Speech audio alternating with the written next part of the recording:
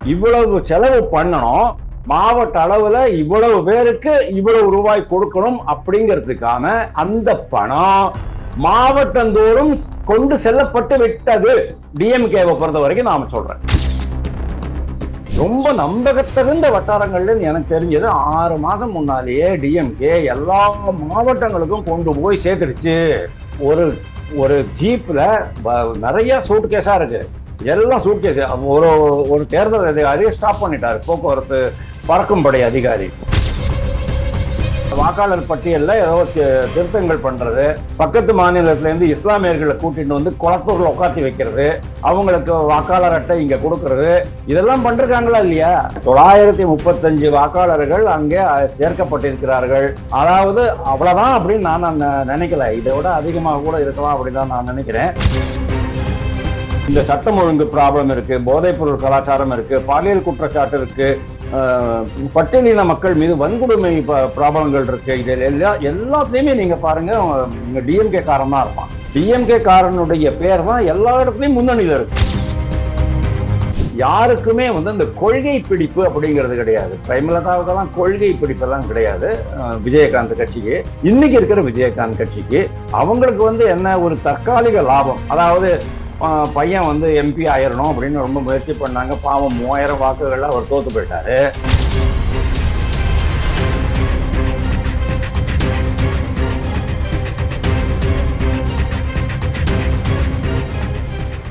Real one நேயர்களுக்கு வணக்கம். இன்று நம்மளுடைய நேர்காணலுக்கு அரசியல் விமர்சகரான திரு வாசுதேவன் அவர்கள் அணிஞ்சிருக்காங்க. சார் வணக்கம். வணக்கம். எப்படி சார் இருக்கீங்க? நல்லா இருக்கேன், இறைவன் அருள். இன்னைக்கு இருக்கக்கூடிய காலகட்டத்துல திமுக தன்னுடைய தேர்தல் பணிகளை 1 வருடத்திற்கு முன்னாடியே ஆரம்பிச்சிருச்சு அப்படிங்கிறது பல அரசியல் விமர்சகர்களுடைய கருத்தா இருக்கு. அதையும் தாண்டி இன்னும் குறிப்பிட்டு சொல்லப்படக்கூடிய ஒரு விஷயம் என்ன அப்படின்னா, எலெக்ஷனுக்கு அந்த பணம் கொடுக்கறது அப்படிங்கிற ஒரு விஷயம் திமுக இந்த தடவை ரொம்ப மும்முரம் காட்டி வருகிறார்கள் அப்படிங்கிற மாதிரி சில விஷயங்கள் கூறப்படுகிறது. இந்த மாதிரியான விஷயங்களை நீங்க எப்படி பாக்குறீங்க? சோ இந்த விஷயத்துல இருந்து நம்ம ஸ்டார்ட் பண்ணலாம். நீங்க சொன்ன ஒரு விஷயம் கரெக்ட். 1 வருஷம் முன்னாலேயே, தேர்தலுக்கு 1 வருஷம் முன்னாலேயே டிஎம்கே தேர்தலை சந்திக்க தயாராகி விட்டதுன்னு நீங்க சொன்னீங்க. அது ரொம்ப கரெக்ட் தான். எந்த ஒரு கட்சியும் அப்படிதான் இருக்கணும். டிஎம்கேலேருந்து நம்ம இதை கத்துக்கணும். அதாவது மற்ற கட்சிகள் டிஎம்கேலேருந்து தான் இதை கத்துக்கணும். ஃபார் எக்ஸாம்பிள், காங்கிரஸ் கட்சி இருக்கு, தேமுதிக இருக்கு, இவங்கெல்லாம் கடைசி வரைக்கும் பிளான் பண்ணி வைக்க மாட்டாங்க. ஆனா டிஎம்கே அப்படி கிடையாது. 1 வருஷம் முன்னாலே, 1.5 வருஷம் முன்னாலே கரெக்டா பிளான் பண்ணிடுவாங்க. அவங்களுடைய பல்வேறு துறைகள் இருக்கு இல்லையா, அந்த அணி, இந்த அணி, இளைஞர் அணி, வணிகர் அணி, சிறு குறு தொழில்கள் அணி, அந்த மாதிரி பல்வேறு விவசாயிகள் அணி, அது எல்லாத்தையுமே முடுக்கி விட்டுடுவாங்க. கட்சி தலைவர்கள் நிர்வாகிகளை கூப்பிட்டு பேசுவாங்க. முதல்வர் பாருங்க, ஒரு 3 மாசம் முன்னாலே அதை ஆரம்பிச்சிட்டாரு. உடன்பிறப்பே வா அப்படின்ட்டு ஒரு நிகழ்ச்சி நடத்தினார், ஞாபகம் இருக்கா? அதாவது ஒவ்வொரு மாவட்டத்திலையும் நிர்வாகிகள், மாவட்ட செயலாளருக்கு கீழே இருக்கிற நிர்வாகிகளை கூப்பிட்டு தனக்கு நேரா எதிர்க்கு எதிராக உட்காத்தி வச்சு பேசுறது அப்படிங்கிறது ரொம்ப பெரிய விஷயம் தமிழ். ஏன்னா இந்த மாதிரி மாவட்ட செயலாளர்கள் மட்டும்தான், அல்லது எம்எல்ஏ எம்பிஸ் மட்டும்தான் முதல்வரை பார்க்க முடியும். மற்ற நிர்வாகிகள்லாம் முதல்வரை டைரக்டா பார்க்க முடியாது. அப்போ அவங்கள கூட்டிட்டு 1 to 1 பேசுறாரு அப்படின்னு சொன்னா அவங்களுக்கு ஒரு இம்பார்ட்டன்ஸ் கிடைக்குது, முக்கியத்துவம் கிடைக்குது. அதனால அவங்களுக்கு ஒரு உற்சாகம் வரும். அவங்க களப்பணி பயங்கரமா ஆற்ற ஆரம்பிச்சிருவாங்க. அதே மாதிரி முதல்வர் என்ன சொன்னாரு ஒரு 6 மாசம் முன்னாலேயே, நீங்க 234 தொகுதிகளையும் வெற்றி பெறுவதற்காக உழைக்க வேண்டும். யாருக்கு 30% அடிஷனலா வாக்குகள் சேகரிக்க வேண்டும். அதாவது கட்சிக்குள்ள உறுப்பினர்கள் சேர்க்கை பண்ண வேண்டும். 30%க்கு மேல, அதாவது இப்போ 100 பேர் இருக்காங்கன்னு சொன்னா ஒரு பூத்துல 130 பேர் அந்த ஏரியால கட்சிக்குள்ள இணைக்கணும் அப்படின்னாரு. 30% உங்களால கொண்டு வர முடியுதுன்னு சொன்னா நீங்க விலகிக்கலாம் அப்படின்னு சொன்னாரு. இதுதான் ரொம்ப அருமையான நிர்வாகம் அப்படின்னு நான் பார்க்கிறேன். எப்பவுமே நீங்க ஒரு டார்கெட்டை வச்சு அதை எப்படி அடைவது அப்படிங்கிறதுலதான் குறிப்பா இருக்கணும். அதுதான் சிறந்த நிர்வாகம். இன்னைக்கு அடானி, அம்பானி, டாடா, பிர்லா இவங்கெல்லாம் ரொம்ப பெரிய விவகாரம் பண்றாங்கன்னு சொன்னா அவங்க அப்படிதான். இன்ஃபோசிஸ் ஆகட்டும், டிசிஎஸ் ஆகட்டும், ஹெச்சிஎல் ஆகட்டும், எல்லாருமே அப்படிதான். அதே மாதிரியான ஒரு ப்ரொஃபஷனல் அப்ரோச் டிஎம்கேல நான் பாக்குறேன். ஆனா எங்க டேமேஜ் ஆகுதுங்கிறத நான் உங்களுக்கு சொல்றேன்.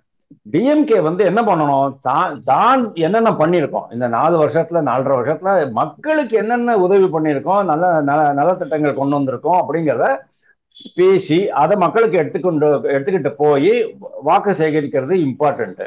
அதை விட்டுட்டு அடிதடி பண்றது, வாக்காளர்கள் வாக்காளர் பட்டியல்ல ஏதோ திருத்தங்கள் பண்றது, பக்கத்து மாநிலத்துல இருந்து இஸ்லாமியர்களை கூட்டிட்டு வந்து குளத்தூர்ல உட்காத்தி வைக்கிறது, அவங்களுக்கு வாக்காளர் அட்டை இங்க கொடுக்கறது, இதெல்லாம் பண்றாங்களா இல்லையா? நான் சொல்லல சுவாமி, பேப்பர்ல வந்ததை தான் நான் சொல்றேன். 935 வாக்காளர்கள் அங்கே சேர்க்கப்பட்டிருக்கிறார்கள். அதாவது அவ்வளவுதான் அப்படின்னு நான் நினைக்கல, இதை விட அதிகமாக கூட இருக்கலாம் அப்படின்னு தான் நான் நினைக்கிறேன். ஏன்னா ஆண்டாண்டு காலமாக இவங்க அப்படிதான் பண்ணிட்டு இருக்கிறாங்க. 5 மணிலேருந்து 6 மணி வரைக்கும் பூத் கேப்சரிங் பண்ணி செத்தவங்க இருக்கிறவங்க எல்லாருக்கும், இது வரைக்கும் ஓட் போட வராதவங்க, வெளியூருக்கு போனவங்க எல்லாருடைய வாக்குகளையும் அவங்க போட்டு அடிச்சு தள்ளி எப்படியோ ஜெயிச்சிருவாங்க அப்படிங்கிறத நம்ம பார்க்கிறோம். ரெண்டாவது, அவங்களுக்கு வந்து இந்த சட்டம் ஒழுங்கு ப்ராப்ளம் இருக்கு, போதைப் பொருள் கலாச்சாரம் இருக்கு, பாலியல் குற்றச்சாட்டு இருக்கு, பட்டியலின மக்கள் மீது வன்கொடுமை ப்ராப்ளங்கள் இருக்கு. இதில் எல்லாத்துலயுமே நீங்க பாருங்க, டிஎம்கே காரன் தான் இருப்பான். டிஎம்கே காரனுடைய பேர் தான் எல்லா இடத்துலயும் முன்னணியில இருக்கு. இந்த இடத்துல ஒரு கேள்வி, அந்த பணம் கண்டெய்னர் ரிலேட்டபிளான விஷயங்கள்லாம் அடிபட்டுட்டு வருது, அது எப்படி சார் பாக்குறது? இது வந்து பாருங்க, ஒரு 6 மாசம் முன்னாலே அது ஆரம்பிச்சாச்சு. இது ஒன்றும் புதுசு கிடையாது. அதாவது இடி வருது. இப்போ இடி வந்த பிறகு என்ன ஆகும், அவங்களுடைய பணத்தை தான் வெளில எடுக்க மாட்டாங்க. அவங்க யாருடைய பினாமி பேர்ல வச்சிருக்கிறாங்களோ அவங்களெல்லாம் வந்து சொல்லிடுவாங்க யாரும் எடுக்கக்கூடாது அப்படின்ட்டு. ஏன்னா இடி ஒரு முறை இடி ரெய்டு பண்ணிட்டு போனதுக்கு அப்புறமா என்ன ஆகும் அப்படின்னா, இடி அதிகாரிகள் மஃப்டியில, அதாவது அவங்களுக்கு வந்து இது ட்ரெஸ் கோடு கிடையாது, யூனிஃபார்ம் எல்லாம் கிடையாது. அவங்க பாட்டுக்கு பின்னாலேயே வந்துகிட்டு இருப்பாங்க. இவன் எங்க போறான், யாரை பாக்குறான், எந்த சூட்கேஸ் எடுத்துட்டு வரான், எந்த கார்ல போறான், யாரோட பேசுறான், யாரோட சந்திக்கிறான், யாரெல்லாம் சந்திக்கிறாங்கிறதெல்லாம் வந்து அவங்க கனெக்ட் பண்ணிக்கிட்டே போவாங்க. அப்போ என்ன ஆகும், இவங்களால அந்த கருப்பு பணத்தை, அதாவது இந்த பதுக்கி வச்சிருக்கிற பணத்தை எடுக்க முடியாது. நீங்க கண்டெய்னர் பணம் அப்படின்னு சொன்னாலே அது எனக்கு புரிஞ்சு போச்சு சார், கருப்பு பணம் தான் அப்படின்னுட்டு. ஏன்னா பேங்க் மூலமா வந்து தமிழுக்கும், தமிழ் அமுதனுக்கும், வாசுதேவனுக்கும் எல்லாம் கொடுக்க மாட்டாங்க. ஸோ இந்த விஷயம் வந்து கடந்த ஒரு 2 வருஷமாவே தொடர்ச்சியா டிஎம்கே மினிஸ்டர்ஸ் மற்றவர்கள் மேல, எம்பிஸ் மேல எல்லாம் தொடர்ச்சியா ஈடுக்கு பிரஷர் அதிகமாகிட்டே வர்றதுனால அவங்களால அதை எடுக்க முடியல. அதனாலதான் அவங்களுக்கு வந்து 3வது நபருடைய உதவி தேவைப்படுகிறது. 3வது நபர் யாரு அப்படின்னு சொன்னா, நீலாங்கரைக்காரரா இருக்கலாம், அண்ணா நகர்காரரா இருக்கலாம், அல்லது வேற யாராவது இருக்கலாம், அல்லது ஏதாவது கம்பெனிகளாக இருக்கலாம். 4 ஸ்கொயர் 3 ஸ்கொயர் அந்த மாதிரி எல்லாம் கம்பெனிகள்லாம் இருக்குது இல்லையா, அந்த மாதிரி கம்பெனிகள்லாம் கூட இருக்கலாம். அவங்க மூலமாக பட்டுவாடா பண்ணலாம். அதாவது மாவட்ட அளவுல இவ்வளவு செலவு பண்ணணும், மாவட்ட அளவுல இவ்வளவு பேருக்கு இவ்வளவு ரூபாய் கொடுக்கணும் அப்படிங்கிறதுக்கான அந்த பணம் மாவட்டந்தோறும் கொண்டு செல்லப்பட்டு விட்டது. டிஎம்கேவை பொறுத்த வரைக்கும் நாம சொல்றேன். பினாமி வீட்டுல இத்தனை கோடி ரூபாய் இருக்கும் அப்படின்ட்டு ஏதாவது கணக்குகள் எதுவும் இருக்கா? 2 கோடி 3 கோடி அந்த மாதிரி? ஏன்னா சமீபத்துல செல்லூர் ராஜினுடைய பண்ணை வீட்டுல பணம் காணாம போச்சு அப்படின்னு சொன்னாங்க. அதுல கிட்டத்தட்ட 16 கோடி ரூபாய் அப்படிங்கிற மாதிரி ஒரு கணக்கை சொன்னாரு. சோ அந்த ரேஞ்சில தான் பணங்கள்லாம் இருக்கா? இல்ல, அது வந்து நீங்க எப்பேற்பட்ட ஆளுங்கிறத பொறுத்து. இப்போ எங்க வீட்டுல வந்து பாத்தீங்கன்னு சொன்னா கரெக்டா 5000 2000 3000 தான் இருக்கும். ஆனா எனக்கு பண்ணை வீடெல்லாம் கிடையாது. ஒவ்வொருத்தரும் எவ்வளவு சொத்து சம்பாதிச்சு வச்சிருக்கிறாங்க அப்படிங்கிறத பொறுத்து தான் அது அமையும். ஆனா எல்லாருமே அதை வெளியே எடுக்கணும் அப்படிங்கிறது அவசியம் கிடையாது சார். நார்மலி என்ன ஆகும்னு சொன்னா, டிஎம்கே பொறுத்த வரைக்கும் கட்சி தலைமை தான் பணத்தை கொடுக்கும். ஏன்னா மினிஸ்டர்ஸ், எம்எல்ஏஸ், எம்பிஸ் எங்கெங்கெல்லாம் வந்து ஊழல் பண்ணி சம்பாதிக்கிறாங்களோ அதுல வந்து 25% கட்சி நிதிக்காக போகணும். அதைத்தான் வந்து பிடிஆர் பழனிவேல் தியாகராஜன் சொன்னாரு, ஒரு வருஷத்துக்கு 30,000 கோடி ரூபாய் ஒரு குடும்பத்துக்கு மட்டுமே போகுது. 2 பேர் சம்பாதிக்கிறாங்க. ஒன்று துணை முதல்வர், அவருடைய பேரை சொல்லி தான் சொன்னாரு, ரெண்டாவது அவருடைய மாப்பிள்ளை, முதல்வருடைய மாப்பிள்ளை அப்படிங்கிறத சொன்னாரு. அப்போ யாருகிட்ட இது குமியறது, எங்க இருந்து குமியறது, இதெல்லாமே வந்து மினிஸ்டர்ஸ், எம்எல்ஏஸ், எம்பிஸ், மற்ற மாவட்ட செயலாளர்கள் அடிக்கிற லூட்டியில ஒரு பாதி கொடுக்கணும். இது ஜெயலலிதா காலத்திலையும் இருந்ததுதான். ஆனா தேர்தல் அப்படின்னு வரும்போது இந்த மாதிரி இது போன்ற திரட்டப்பட்ட நிதியை, அதாவது கணக்கில் காட்டப்படாத இந்த நிதியை தான் கட்சி தலைமை மாவட்ட செயலாளர்களுக்கு கொண்டு போய் சேர்க்கும். இதைத்தான் நான் சொல்றேன், 6 மாசம் முன்னாலேயே அங்கெல்லாம் கொண்டு போய், எனக்கு ரொம்ப அதிகாரப்பூர்வமான தகவல் இருக்கு, ஒன்றும் ப்ராப்ளம் இல்லை, ஆல்ரெடி போய் சேர்த்தாச்சு. ஏன்னா எலெக்ஷனுக்கு பக்கத்துல வரும்போது நீங்க பணத்தை எடுத்துக்கிட்டு போனீங்கன்னு சொன்னா அப்புறம் நயினார் நாகேந்திரனுக்கு 4 கோடி ரூபாய் பிடிச்சாங்க பாருங்க. அந்த மாதிரி எதாவது ஆயிடக்கூடாது இல்லையா? அதனால அவங்க முதல்ல பண்ணிட்டாங்க. இதுதான் வந்து டிஎம்கேனுடைய வெற்றியினுடைய ரகசியம். சார், இப்ப பேசும்போது லூட்டி அப்படிங்கிற மாதிரி ஒரு விஷயம் சொன்னீங்கல்ல, அது வந்து அமைச்சர்களினுடைய பண்ணை வீடு லூட்டியா எந்த மாதிரி சார்?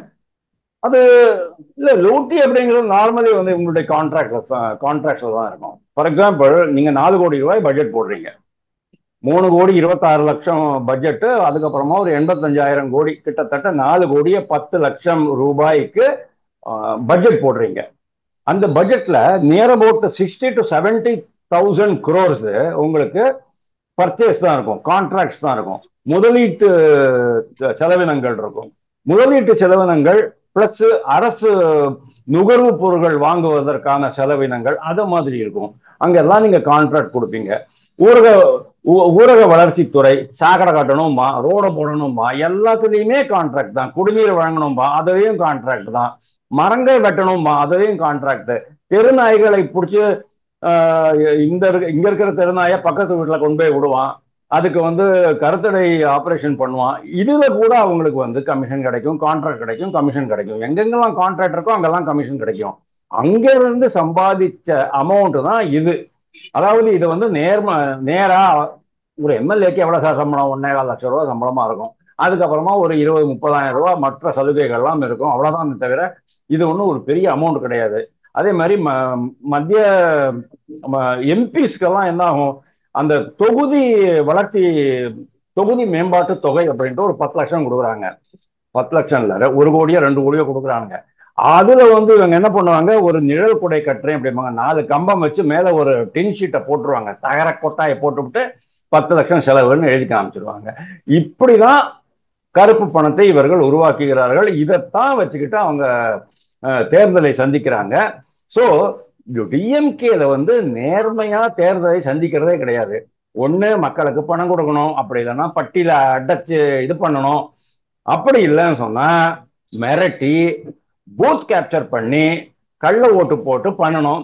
அப்படி இல்லைன்னு சொன்னா அக்கம் பக்கத்து மாநிலங்கள்ல இருந்து அக்கம் பக்கத்து ஊர்கள்ல இருந்து, ஏன்னா இப்போ மெட்ராஸ்ல வந்து இன்னைக்கு எலெக்ஷன் நடக்கிறது, பக்கத்து மாநிலங்கள்ல இன்னைக்கு எலெக்ஷன் கிடையாது. அப்படிங்கும் போது அங்க இருக்கிறவங்களை இங்க கூட்டிட்டு வந்து அவங்களுக்கு வாக்காளர் அட்டை வழங்கி இந்த மாதிரி வேலை பண்ணுவாங்க.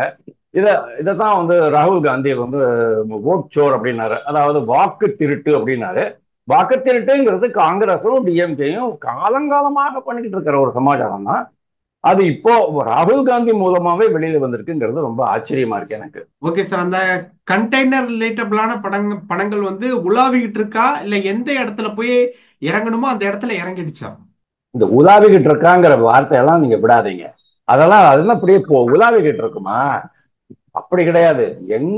அதாவது தேர்தல் ஆணையம் ஒன்றும் பண்ண முடியாது. ஆனா யாருடைய, ஃபார் எக்ஸாம்பிள் துரைமுருகனுடைய மகன் கதிரானந்த், அவங்க காலேஜில் எல்லாம் கூட பணத்தை எடுத்தாங்க. ஜெகத் ரட்சகன் வீட்டுல பணத்தை எடுத்தாங்க, இவர் வீட்டுல பணத்தை எடுத்தாங்க, பொன்முடி வீட்டுல பணத்தை எடுத்தாங்க. ஜெகத் ரட்சகன் 980 கோடி ரூபாய் அபராதமே கட்டினாரு, ஞாபகம் இல்லையா உங்களுக்கு? அவ்வளவு பெரிய அமௌண்ட் அபராதமா கட்டக்கூடியவர் அப்படின்னு சொன்னா அவங்க விட்ட பிணவரையில கூட பணம் இருந்ததுங்க. பிணவரையில இந்த பாடி பிணத்தை போட்டு அது ஸ்மெல் வரக்கூடாது அப்படிங்கிறதுனால பிணத்தை போட்டு நல்லா பிளாஸ்டிக் பேப்பர்ல போட்டு பேக்ல போட்டு மூடி பிணவரையில வைப்பாங்க. அதுல கூட பணத்தை வச்சிருந்தாரு அவரு. அப்படிங்கும் போது நீங்க பாருங்க எப்படியெல்லாம் அவங்க வந்து பணத்தை சேகரித்து பத்திரப்படுத்தி வைக்கிறாங்க. அதனாலதான் சொல்றேன், இதெல்லாம் ஒரு இடத்துல தான் இருக்கும். அது எப்படி கொண்டு போய் சேர்ப்பாங்க, எப்படி யாருக்கு போறது அப்படிங்கிற விஷயங்கள்லாம் நம்மளுக்கு தெரியாது. ஆனா ரொம்ப நம்பகத்தகுந்த வட்டாரங்கள்ல எனக்கு தெரிஞ்சது 6 மாதம் முன்னாலேயே டிஎம்கே எல்லா மாவட்டங்களுக்கும் கொண்டு போய் சேர்த்துருச்சு. அப்படி இல்லைன்னா என்ன ஆகும்? ராஜா வந்து லாஸ்ட் டைம் மாட்டிக்கிட்டாரு இல்லையா? 2024ல ஒரு ஒரு ஜீப்ல நிறைய சூட் கேஸா இருக்கு. எல்லாம் சூட் கேஸ். ஒரு ஒரு தேர்தல் அதிகாரி ஸ்டாப் பண்ணிட்டாரு, போக்குவரத்து பறக்கும் படை அதிகாரி. ஸ்டாப் பண்ணிட்டு உடனே அவருக்கு வந்து போன் வருது. போன் வந்த உடனே சரி நீங்க போங்க அப்படின்னுட்டாரு. அதாவது பறக்கும் படை அதிகாரி வந்து ஒரு பெண்ணு. அவர் வந்து ஒரு பிளாக் டெவலப்மெண்ட் ஆபீஸ்ல ஒர்க் பண்றவர். அந்த பிளாக் டெவலப்மெண்ட் ஆபீஸ்ல இருக்கிற தலைமை அதிகாரி அவருக்கு போன் பண்ணி அவரை ஒன்றும் பண்ணாதீங்க விட்டுடுங்கன்னு சொன்ன உடனே இவங்க விட்டுட்டாங்க. அந்த மாதிரி லாஸ்ட் மினிட்ல கொண்டு போய் சேர்க்கறது தப்பு. அதைத்தான் வந்து டிஎம்கே என்ன பண்றாங்க, அதாவது சட்டம் ஒண்ணு இருக்குன்னு சொன்னா சட்டத்துல எங்கடா ஓட்டு இருக்குங்கிறத முதல்ல தேடி கண்டுபிடிக்கிறவங்க தான் கிரிமினல்ஸ். அவங்களுக்கு தான் அந்த கிரிமினல் புத்தி இருக்கும். இதைத்தான் வந்து டிஎம்கே காங்கிரஸ் இவங்கெல்லாம் ரொம்ப பர்ஃபெக்டா இவ்வளவு வருஷமா பண்ணிக்கிட்டு இருக்காங்க. அதனால நீங்க சொல்ற மாதிரி உலாவி கிட்ட தான் இருக்காதுங்க, ஆல்ரெடி போய் சேர்ந்தாச்சு. எங்க வைக்கணுமோ வச்சிருப்பாங்க. ஆனா ஒரே ஒரு விஷயம், யாரு பினாமி யாரு வீட்டுல இருக்கு அப்படிங்கிறது மட்டும் தெரியாது. தெரிய முடியாது, அதை அறிய முடியாதுங்கிற ப்ராப்ளம் கிடையாது. சாதாரணமா ஒரு புலன் விசாரணை மன மனநிலை கொண்ட யாரு வேணாலும், இன்வெஸ்டிகேட்டிவ் கெப்பாசிட்டி இருக்கிற எந்த ஒரு மனிதனுக்கும் அதை ஈஸியா கண்டுபிடிக்க முடியும். ஆனா அன்பார்ச்சுனேட்லி தேர்தல் ஆணையத்துல இவ்வளவு அதிகமான மேன் பவர் கிடையாதுங்கிறது தான் பெரிய ப்ராப்ளமா இருக்குது. ஓகே. தேமுதிக திமுக பக்கம் வரா மாதிரி ஒரு தகவல் ஒண்ணு வந்திருக்கு. சமீபத்துல பிரேமலதா அவர்கள் வந்து பேசுறப்போ கேட்கும்போது ஏடிஎம்கே பக்கம் தேமுதிக இல்ல, அடுத்த ஆப்ஷன் டிஎம்கேவா தான் இருக்கு அப்படின்ட்டு எப்படி பாக்குறது? தேமுதிக பத்தி நான் இப்போ இமீடியட்லி ஒன்றும் சொல்ல முடியாது. ஏன்னா அவங்களுடையது கொஞ்சம் முன்னுக்கு பின்ன தான் இருக்கும். ஏன்னா இப்போ ஒரு 2 days பேக்கு பிரேமலதா விஜயகாந்த் வந்து ஏதோ ஒரு நிகழ்ச்சியில பேசும்போது கொஞ்சம் வருத்தப்பட்டு தான் பேசியிருக்கிறாங்க. ஆனா அவங்களுக்கு டிஎம்கே கூட போறதுனால என்ன ஒரு லாபம் அப்படிங்கிறது எனக்கு தெரியல. ஏன்னா அவங்களுக்கே தெரியும் டிஎம்கேக்கு பயங்கரமான எதிர்ப்பு அலை இன்னைக்கு நடந்துகிட்டு இருக்கு.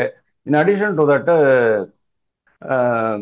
பாஜக அதிமுக கூட்டணியினுடைய அந்த இணைப்பு அப்படிங்கிறது கொஞ்சம் கொஞ்சமா இறுகிக்கிட்டு இருக்கு. அதையும் நம்ம பார்க்கிறோம். நான் வந்து இதை வந்து ஒரு கற்பனையா சொல்லலை, நான் உண்மையிலேயே பார்த்ததை தான் நான் சொல்றேன். இந்த ரெண்டு கட்சிகளுக்கு இடையேயான ஒரு இணைப்புங்கிறது ரொம்ப கொஞ்சம் கொஞ்சமா பலம் வந்துகிட்டே இருக்கு. கூடவே அண்ணாமலை வேற களத்துல ஃபுல்லாவே இறங்கிட்டார். அவருக்கு வந்து ஒரு கிளியர் அஜெண்டா கொடுக்கப்பட்டிருக்கு. என்ன அஜெண்டா அப்படின்னா, மற்ற மாநிலங்கள்ல இருப்பதை போலவே இந்துக்கள் வாக்குகளை திருட்டுவது. ஏன்னா முஸ்லிம் கிறிஸ்டியன் வாக்குகளுக்கு பின்னால் தான் எடப்பாடி பழனிசாமி போனாரு. அவருக்கு ஒண்ணுமே கிடைக்கல, மிகப்பெரிய தோல்வி 2024ல. அட்லீஸ்ட் இந்துக்கள் வாக்குகளை திரட்டலாமே அப்படிங்கறதுனாலதான் அவங்க திருப்பியும் பாஜகக்குள்ள வந்தது. பாஜக இந்துக்கள் வாக்குகளை திரட்டுவதில் மாஸ்டர்ஸ் அப்படிங்கறது அவருக்கும் தெரியும். அண்ணாமலை அதை கரெக்டா விநாயகர் சதுர்த்தியில கோயம்புத்தூர்ல 2 நிகழ்ச்சிகள்ல ரொம்ப தெளிவா சொல்லி இருக்கிறாரு. இந்துக்களுக்கு பாதுகாப்பு வேண்டும் என்றால் ஹிந்து தர்மம் தழைக்க வேண்டும், இந்து ராஷ்டிரா வர வேண்டும் அப்படின்னு அவர் சொல்றாரு. சோ அது ஒரு விஷயம். தேமுதிக ரொம்ப நல்லாவே தெரியும், பிரேமலதாக்கு இதெல்லாம் ரொம்ப நல்லாவே தெரியும். சார், ஆண்டாள் அழகர் திருமண மண்டபத்தினுடைய அந்த இடத்தினுடைய பணம் இன்னைக்கு வரைக்கும் அவங்களுக்கு கிடைக்கல சார். அப்படி இருக்கும் டிஎம்கே காரங்க பண்ணினதுதான் அது. கருணாநிதி ஆட்சி காலத்துல வேண்டும் என்று அவங்க நோட்டீஸ் கொடுத்து வெக்கேட் பண்ண வச்சு இடிச்சு கட்டிவிட்டாங்க. இன்னைக்கு வரைக்கும் அந்த பணம் கிடைக்கல. எவ்வளவு வருஷம் ஆச்சு? 19 வருஷம் ஆச்சு. ஆனா இந்த மாதிரி ஒரு மோசடி செய்துள்ள, அதாவது விஜயகாந்துக்கே துரோகம் இழைத்த ஒரு டிஎம்கே கூட அவங்க போய் சேருவாங்களாங்கிறது எனக்கு என்னமோ ரொம்ப சந்தேகமா தான் இருக்கு. ஆனா சொல்ல முடியாது. ஏன்னா இன்னைக்கு வந்து யாருக்குமே வந்து இந்த கொள்கை பிடிப்பு அப்படிங்கிறது கிடையாது. பிரேமலதாவுக்கெல்லாம் கொள்கை பிடிப்பெல்லாம் கிடையாது. விஜயகாந்த் கட்சிக்கு, இன்னைக்கு இருக்கிற விஜயகாந்த் கட்சிக்கு அவங்களுக்கு வந்து என்ன ஒரு தற்காலிக லாபம். அதாவது பையன் வந்து எம்பி ஆயிரணும் அப்படின்னு ரொம்ப முயற்சி பண்ணாங்க. பாவம் 3000 வாக்குகள்ல அவர் தோத்து போயிட்டாரு. அதுக்கப்புறமா ராஜ்யசபா சீட் கிடைக்கும் அப்படின்னு பார்த்தாரு. எடப்பாடி பழனிசாமிக்கு மற்ற கம்பல்ஷன்ஸ், நிர்பந்தங்கள்லாம் இருக்கிறது அப்படி இருந்ததுங்க நம்ம பார்க்கிறோம். ஏன்னா கட்சிக்குள்ளேயே புகைச்சல் எக்கச்சக்கமா இருந்தது. அவங்களெல்லாம் சமாதானம் பண்ணணும் அப்படின்னு சொன்னா அவருக்கு வந்து வேற யாரையாவது அங்க போட்டு தான் ஆகணும் அப்படிங்கிற மாதிரி ஒரு கண்டிஷன். மோரோவர், எடப்பாடி பழனிசாமி எதுக்கு உங்களுக்கு இப்போ இம்மீடியட்டா கொடுக்கணும்? இப்போ எலெக்ஷன் கிடையாது, ஒண்ணும் கிடையாது. எலெக்ஷன் வரணும்னா இன்னும் ஒரு வருஷத்துக்கு மேல இருக்கு. அப்போ அதாவது ராஜ்யசபா சீட்டு அஹ், போட்டி வந்த போது சொல்றேன், ஒரு வருஷத்துக்கு மேல இருக்கு. அடுத்த வருஷம் பார்த்துக்கலாமே அப்படின்னு சொல்லிட்டு எடப்பாடி பழனிசாமி அதை தள்ளி வச்சுட்டாரு. இதெல்லாம் ஒரு சின்ன சின்ன கோபங்கள் தான் அந்த பிரேமலதா விஜயகாந்துக்கு இருக்கு. அதெல்லாம் நியாயமான கோபமாக இருந்தாலும் கூட அரசியல் அப்படின்னு வரும்போது அவங்களுடைய கால்குலேஷன் வேற மாதிரி இருக்கும். இன்னைக்கு கூட சொல்றேன், அவங்க வந்து டிஎம்கே கூட போகிறதுக்கு சான்சஸ் ரொம்ப ரொம்ப கம்மி தான். ஏன்னா இந்த பக்கம் தான் வருவாங்க மோஸ்ட் ப்ராபபிளி. ஏன்னா அவங்களுக்கு வந்து ஆன்மீகம் இருக்கு, தேசியம் இருக்கு, ரெண்டுமே இருக்கு அவங்களுக்கு. இங்க வந்து ஆன்மீகமும் கிடையாது, தேசியமும் கிடையாது டிஎம்கே பொறுத்த வரைக்கும், காங்கிரஸை பொறுத்த வரைக்கும். அதனால மோஸ்ட் ப்ராபபிளி அவங்க இங்க வர்றதுக்கு சான்ஸ். ஆமா, ஏன் விஜய் கட்சிக்கு போக கூடாது? ஏன் விஜய் கட்சி, ஏன் அதை மட்டும் கேட்க மாட்டேங்கிறீங்க? இல்ல விஜய் கட்சிக்கு போவாங்க அப்படிங்கிறதுக்கு உண்டான வாய்ப்பு ரொம்ப கம்மியா இருக்குல்ல. ஏன்னா அங்க போனா அவங்களுக்கு உண்டான வாக்கு சதவீதம் அப்படிங்கிறது வந்து ரொம்ப கம்மியா இருக்கு. 1% கீழே தான் இருக்கு. விஜய் கட்சிக்கு அதாவது போவாங்கன்னா அவங்க ஏத்துக்கணும். நான் அப்படி பார்க்கல. விஜய் கட்சி கண்டிப்பா அவங்க எல்லாம் ஏத்துக்குவாங்க. விஜய் கட்சி வந்து டிடிவி தினகரனை கூட ஏத்துக்குவாங்க, யாரை வேணாலும் ஏத்துக்குவாங்க. ஏன்னா அவங்களுக்கு வந்து அட்லீஸ்ட் ஒரு 20-30 எம்எல்ஏக்களை கொண்டு வரணும். இந்த முறை ஃபர்ஸ்ட் டைமே 20-30 எம்எல்ஏக்கள் வந்துட்டாங்கன்னு சொன்னா வேற எந்த சிறிய கட்சியும் இவ்வளவு பெரிய சக்சஸ் கிடைச்சிருக்காது அப்படிங்கிறத நிரூபிக்க முடியும். ஒண்ணு. ரெண்டாவது, அவங்க கிட்ட விஜய் கட்சி கிட்ட உங்களுக்கு நிறுத்தறதுக்கு கூட ஆளுகள் இல்லையே, எல்லாம் அணில் குஞ்சுங்களா இருக்கு. எல்லாமே அணில் குஞ்சுங்க தான், அதை வச்சுக்கிட்டு நாம என்ன பண்ண முடியும் அப்படின்ட்டு அவரும் யோசிக்கிறாரு. அதனால காங்கிரஸ் வரல, காங்கிரஸ் மோஸ்ட் ப்ராப்ளம் அவங்க போயிடுவாங்க. விடுதலை சிறுத்தைகள் கட்சியும் வருவாங்கன்னு எதிர்பார்க்கறாங்க. தேமுதிக, அதாவது ஒரு சில பகுதிகளில், ஒரு சில தொகுதிகளில் எங்கெங்கெல்லாம் வந்து வாக்கு குவிப்பு இருக்கோ, ஒரு குறிப்பிட்ட சமுதாயத்தினுடைய வாக்குகள் இருக்கு, இவருடைய ரசிகர்களுடைய வாக்குகள் இருக்கு, பெண்களுடைய வாக்குகள் அதிகமா இருக்கு. அப்படிங்கும்போது அந்தந்த ஒரு தொகுதிகள்ல மட்டும் கிட்டத்தட்ட ஒரு 70-80 தொகுதிகள்ல அவர் கான்சென்ட்ரேட் பண்ணாருன்னா, தேமுதிக, காங்கிரஸ், விசிக, அமமுக இவங்க எல்லாருமே போயிட்டு விஜய் கட்சியில சேரும்போது விஜய் கட்சிக்கு ஒரு மிகப்பெரிய பலம் கிடைக்கும் அப்படிங்கிற ஒரு கருத்து இருக்கு. ஆனா இவங்க போவாங்களாங்கிறது வேற வேற விஷயம். ஆனா ஒரு பாசிபிலிட்டி, அதாவது ஒரு ரிமோட் பாசிபிலிட்டி இருக்கு. டிஎம்கே எப்படியும் லூஸ் ஆக போறதுங்கிறது எல்லாருக்குமே தெரியும் சார். 2026 எலெக்ஷன்ல டிஎம்கே வந்து மிகப்பெரிய தோல்வியை சந்திக்க காத்திருக்கிறது, தோல்வியை நோக்கி சென்று கொண்டிருக்கிறது. 1991, 2011 இந்த 2 வருஷத்துலயும் டிஎம்கே பட்ட பாடு மாதிரியாதான் 2024 படப்போகுதுங்கிறது எல்லாருக்குமே தெரியும். அப்படி இருக்கும்போது இவங்க வந்து விஜய் கட்சிக்கு கூட போறதுக்கான வாய்ப்புகள் அதிகமா இருக்குன்னு தான் நான் பாக்குறேன். ஆனா எனக்கு கடைசியில ஜனவரி மாசம் தான் சொல்றாங்க கடலூர் மாநாட்டுக்கு பிறகு அறிவிக்கப்படும். கடலூர் மாநாட்டுக்கு பிறகு பாருங்க, நீங்க டெஃபினெட்லி ஏடிஎம்கே பிஜேபி கூட தான் அவங்க இருப்பாங்க. அதுக்கு டெல்லி தலைமையும், டெல்லி பாஜக தலைமையும் அதுக்கு வேண்டிய ஏற்பாடுகளை செய்யும். பல விஷயங்கள் பேசணும். நேரத்துக்கு ரொம்ப நன்றி சார். மிக்க நன்றி. தேங்க்யூ.